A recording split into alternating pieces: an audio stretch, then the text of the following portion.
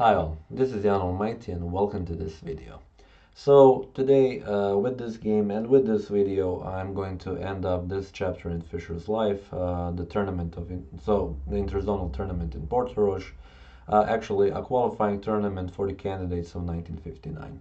And as I said in the first video when I started covering it, the first 6 in this tournament are going to actually qualify for the candidates. And Fischer at the moment, so this is round 20, is one of the contenders to be in the first 6. As I said in that video, Fischer had this wild theory, I mean not wild, but actually a theory. He will just win 6 games, so he will find 6 rabbits, so essentially saying 6 weak players against whom he will win, and he will just draw all the games, and yeah, in the end he will be 6th. The sense of overconfidence kind of didn't pay off, because at the moment he had 6 wins in the tournament, but also he had 2 losses, like I've shown you in that video with Paul Benko, and also one other game against Olofsson where he also lost. So at the moment the stakes are high, because also there are some other players who would really like to go into that top 6 to qualify for the candidates. And yeah, this isn't the only game played and the only game that is deciding that. But Fischer mustn't lose this game in order to be in the first 6 in the end. And then from then on he has to see how to actually go about it. But let me just show you this game first, and then we will just show you the standings. But okay, before going into the game, I wanted to show you one thing, and this is actually a picture of Gligoric playing against Fischer in that tournament. As you can see, like in the game against Petrosian, Fischer is very focused on the position, always thinking, always making new plans. And here on the other side, Gligoric definitely in a sense trying to find a plan how to actually beat the youngster. So okay, this is the picture, and sorry, not that. So this is the picture, and now let me just show you the game. Benko tried with d4 and in the end was successful against Fischer, but here Gligoric stays true to his weapon. He plays e4 first move, and Fischer of course goes for the Sicilian. c5, knight to f3, d6, going fast through first couple of moves, and as we all expected, we end up being in the Najdorf variation. Here we have bishop to g5 and e6. So yeah, making room for the bishop here. f4, going for a very sharp line, and now bishop to e7. Queen to f3 is played here. Usually 2 types of setups for the queen. In this variation, either queen goes to d2 or she goes to f3. In Najdorf that is possible to consider, but if in the variation where you don't have the Najdorf, where you have knight to c6 and with bishop to g5 going into that Richter-Rauser setup, queen always goes on d2. And okay, but here we have queen to f3 and now h6, and after bishop to h4 actually g5 is played. Today a lot of people know that actually this variation is heavily analyzed, ends up being in a draw in a sense, but at that moment, yeah, Fischer still wanted to play it, and he enters in a really sharp line. So f captures on g5, and now if pawn captures, then white has just won a pawn, so Fischer here plays knight from f to d7, and now a move that is needed to be played to actually go for the sharpest line, a so-called Goteborg variation. We have knight captures on e6, attacking the queen, so f captures on e6 and queen to h5. King to f8 is only move, and now bishop to b5. With an idea, you want to go rook to f1 with a castle, or just rook to f1 to continue with the attack. Because of that, rook to h7 was played, and here queen to g6. Now the only move, yeah, here for black is rook to f7. The rook was attacked. You want to put the rook in front of the king. Now possible moves were bishop to d7 or or queen to h6, what actually Gligoric played. Yeah, it's in a sense doesn't really make much of the difference. It kind of ends up in a similar position. So I'm just going to show you what Gligoric played. Queen to h6 right away with a check. We have king to g8, and now queen back to g6. And now you definitely don't want to go king back to f8, because there is a bit of a difference. This pawn isn't here. So now after rook to f1, rook captures and king captures.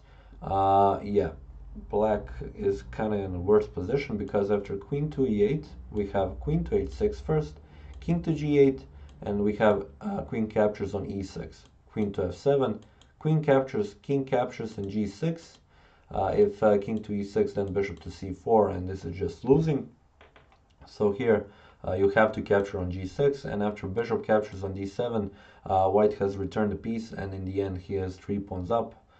If you capture this bishop, then this bishop will fall, and if you capture this bishop, then this bishop will fall. So in a sense, doesn't really make a difference what black plays here. White is winning.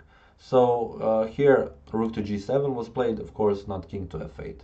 But now, yeah, we have queen captures on e6 with a check, and king to h8.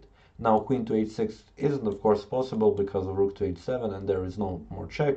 When you play queen to g6 or queen to e6, then a captures on b5, and this is just, yeah, bad for white. So instead of that, we have bishop captures to d7, yeah, just removing the threat of capturing the bishop, and knight capture to d7. Also possible was bishop to d7, whatever, yeah, black plays. So if he attacks the queen, queen to d5 can come, so the queen isn't trapped or anything. We have queenside castle, and now a development with lots of tempos. First, knight to e5, attacking with the bishop the queen, queen to d5, bishop to g4, attacking the rook, rook comes to f1, and now bishop captures on g5 with check. Bishop captures and queen captures, king goes to b1, and queen back to e7. After all of this, as we all can see, white has sacrificed that piece and black is still a piece up, but white has won 3 pawns for it. So it is a game of just judging by the points from the material. It is an equal game, and also judging by the position. Black has this weak d6 pawn, white has this passed pawns, but black has a piece. So in a sense, it is an equal game, and this is a game that still has to be played. So they play on, queen to d2, and bishop to e6. So moving the bishop back, we have g3 with an idea, rook to f4, rook to h4, and we have a rook to d8, another defender to this pawn, rook to f4, and queen to g5. We have queen to f2 because the rook was pinned, and now king to g8, moving it out of the open h file. We have rook to d1, attacking the d6 pawn, and rook to f7. Now Fischer wants to exchange ones. We have first b3, kind of a waiting move. I mean, yeah, I wouldn't say tempting to Fischer to actually capture, because Fischer would see that after rook captures, g captures on f4, the queen and knight are attacked. I mean, queen to f6 is just prolonging it, because after queen to g3 and knight to g6, f5 is still possible. This knight is defended by the queen, and still 2 pieces are attacked, and black will be just losing this game. So of course Fischer wouldn't go for it. He played queen to e7, and after queen to d4 and knight to g6 attacking the rook, it was a forced exchange, rook f7 and queen f7, and after queen to e3, actually they agreed for a draw. It is a game with a lot of open questions. Still, it can be played, but yeah, essentially both players have something to play on, but they decided to draw it because in the end Fischer qualified, and he was in top 6. Gligoric ended up being second. So let me just show you the final standings. So yeah, here it is. Tal, as you probably know, is the guy who actually won this tournament. Gligoric was second, Petrosian third, and Fischer, as you can see, ended up in 6th place. The other game that actually kind of decided will Fischer end up in those 6 was a game between Bronstein and Rodolfo Tan Cardoso. In the end, Cardoso won a game against Bronstein in this round 20, in the last round, just allowing Fischer, as you can see, half a point in front of Bronstein, being able to be 6th in the end. So I guess Fischer could thank a little bit Cardoso for this result. As some of you know, I already covered the game between Fischer and Cardoso a while ago when they played kind of an exhibition match, which Fischer quite, to put it nicely, had a quite good win in the Sicilian. And yeah, so a very good game by Fischer, a very nice ending of the chapter of the interzonal tournament in Portoroz. I really hope that you enjoy the games. I really enjoy them because I could see Fischer playing very exciting game at that young age, and this tournament of this strength, yeah, that was really something. So yeah, this is pretty much it for that tournament, and this video I will continue with the story with some other tournament, and then just yeah, continue to play on. So yeah, I would like to thank you for watching this video, and I will see you next time.